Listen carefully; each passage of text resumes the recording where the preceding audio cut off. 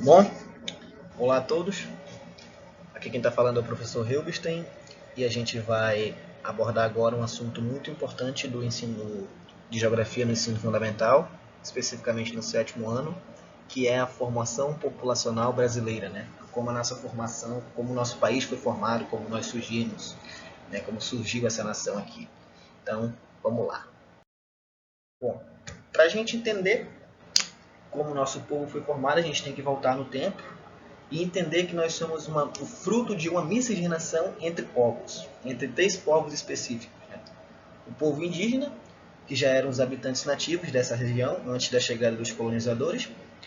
O povo branco, que são os colonizadores, né? Os portugueses. A gente exalta sempre os portugueses, porque tem aquela história toda de que o Brasil foi descoberto por portugueses, que a nossa língua é a língua portuguesa e tudo mais, mas não vieram só portugueses, vieram inúmeros imigrantes europeus, vieram holandeses, vieram espanhóis, mas sempre destacando os portugueses, né? Mas o povo branco, de uma forma geral, que vieram de outros lugares, de outros países para o nosso, e se agregaram ao povo indígena, né? E junto ao povo indígena e ao povo branco se agregaram também os negros, né? Que naquela época eram os escravos, né? Tratados como escravos, né, uma parte suja da nossa história, que a gente sempre tem que lembrar, mas naquela época o povo negro era tratado como um objeto, como mercadoria, né?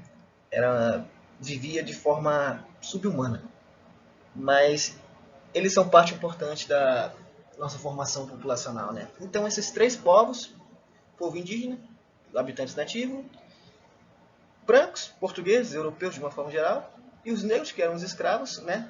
Fizeram essa miscigenação entre povos, essa mistura, né? Então hoje em dia a gente tem moreno, tem branco, tem pardo, tem amarelo, né? Tem todas as cores aqui no Brasil, porque isso é fruto de uma miscigenação, né? Dessa mescla de povos, dessa mescla de raça, de cultura, que ajudou a formar a nossa nação. Essa miscigenação trouxe a nós uma grande multiculturalidade, né? Aí o que é essa multiculturalidade, né? Essa multiculturalidade? Bom, a palavra multi significa muitos. E culturalidades, culturas, diferentes culturas, ou seja, muitas culturas. Né? Existe até aquela expressão de que existem vários Brasis dentro de um só, né? E a gente percebe isso de várias e várias formas, né? Existe uma variedade multicultural muito grande no Brasil, né? Existe uma variedade de sotaques. A gente percebe que o pessoal do norte fala de um jeito, o pessoal do nordeste fala do outro, o pessoal do sul fala de outro.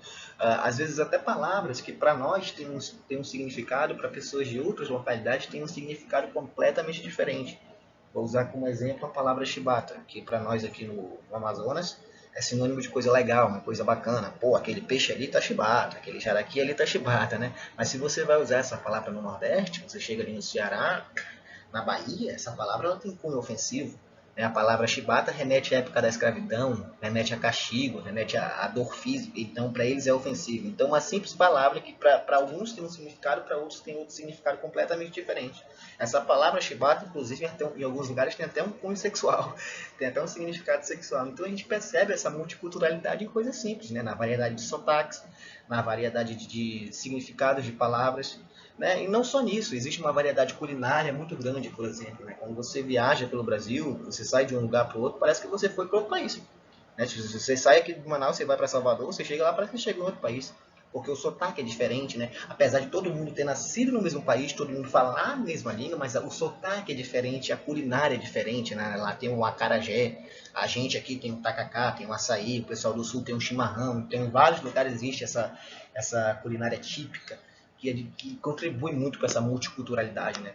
Uma variedade musical muito grande também, né? Eu vou usar como exemplo o samba. O samba é fruto dessa miscigenação entre povos, né? É fruto dos negros. Né? Os negros que trouxeram essa cultura sambista para o Brasil, né? Vieram com eles da África. Né? E eles agregaram isso à nossa cultura. E hoje é parte importante da nossa cultura. O samba é símbolo cultural brasileiro.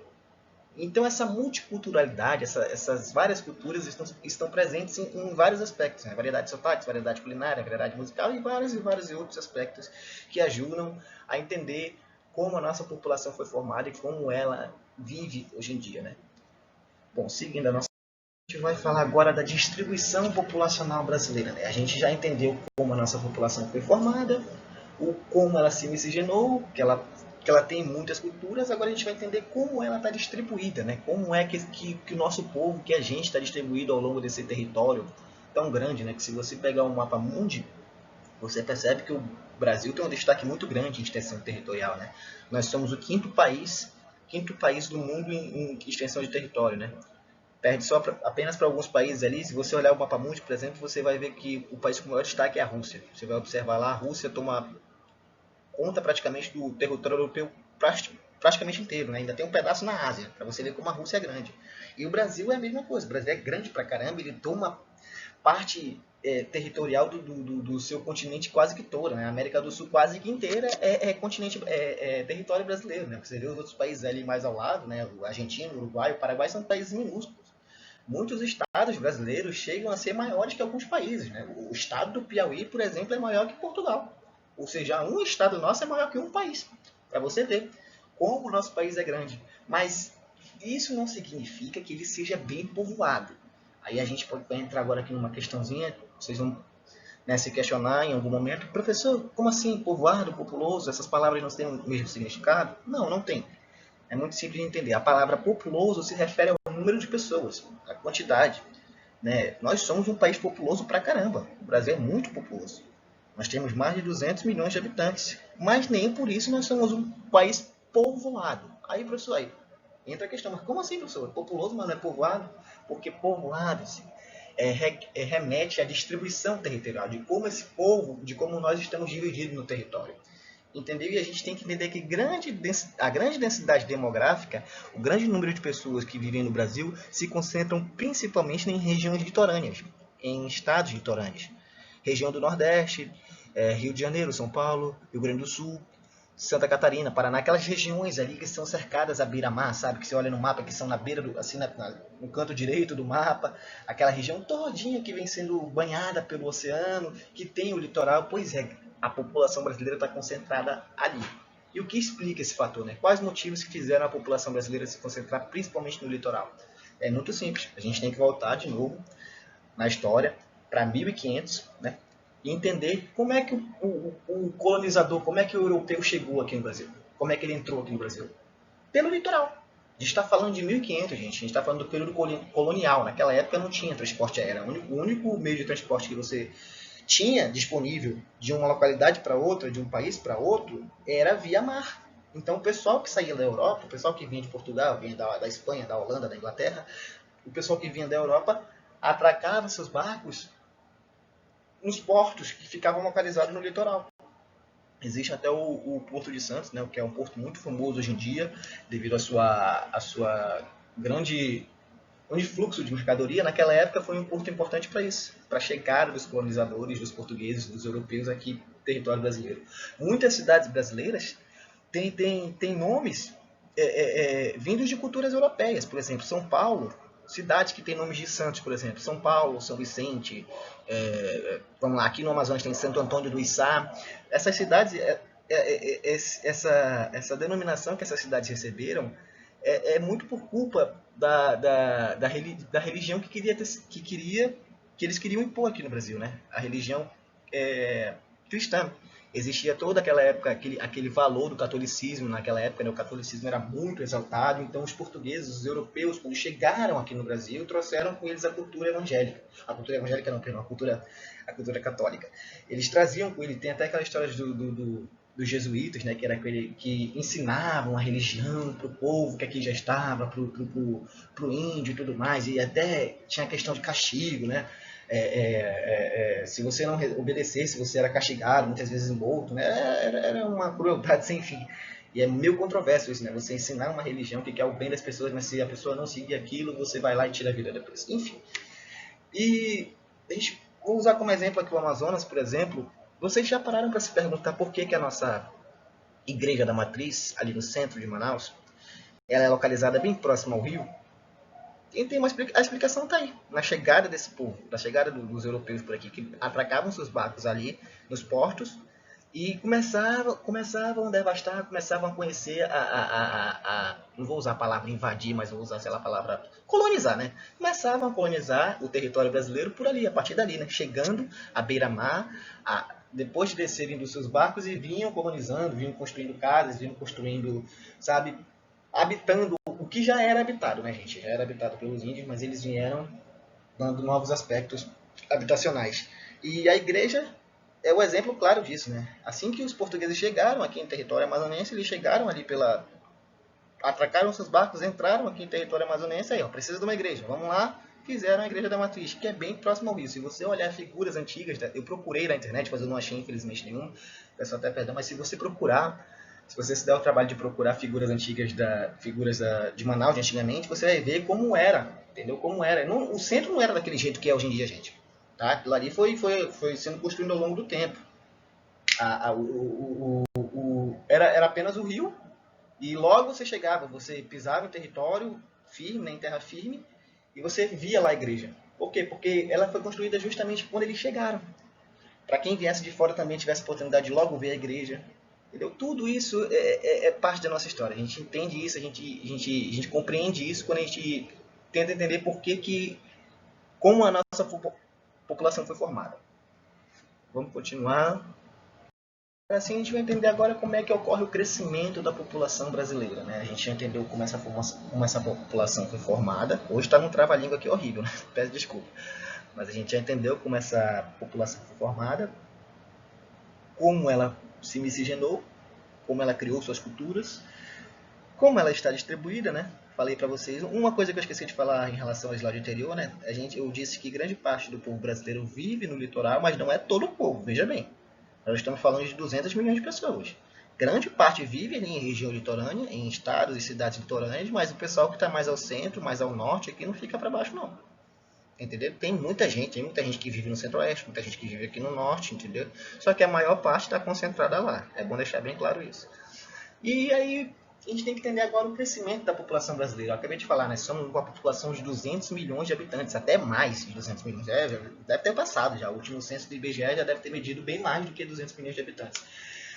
O que explica esse crescimento populacional brasileiro? Né? Quais fatores contribuíram para o crescimento populacional brasileiro? E mais uma vez a gente tem que voltar no tempo, né? Não para tão longe, a gente não vai voltar para 1500 agora, a gente vai voltar para mais recente, a gente vai falar dos anos 60 e anos 70.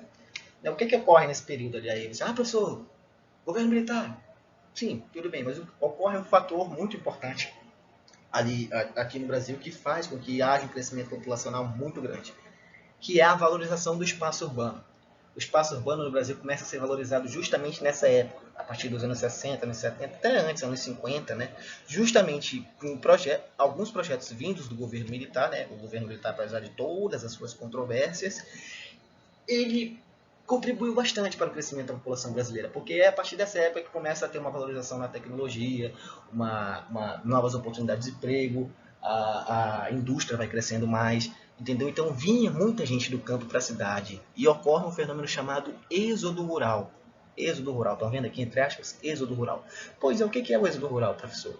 É nada mais do que a transição de pessoas do campo para a cidade. Pessoas que deixaram a vida no campo, a vida camponesa, deixaram de viver daquela agricultura, daquela vida simples e vieram para a cidade grande em busca de novas oportunidades de emprego, novas oportunidades de estudo, melhoria de vida de uma forma geral, porque a cidade grande era muito seduzente, muito atrativa naquela época, entendeu? Então as pessoas vinham, né? Por exemplo, você vê Brasília, vou citar como exemplo Brasília. Brasília é uma cidade projetada, uma cidade que foi planejada. Então, para levantar uma cidade, meu amigo, você precisa de quê? De mão de obra. Então, foi justamente nessa época, entre os anos 60 e anos 70, que Brasília começou a ser criada, precisava de muita mão de obra e começou a vir muita gente do campo para a cidade. Então, consequentemente, o crescimento da população brasileira era maior. A população brasileira sempre cresceu, mas nesse período ela teve um crescimento elevado. Um crescimento elevado, porque vinha muita gente, entendeu?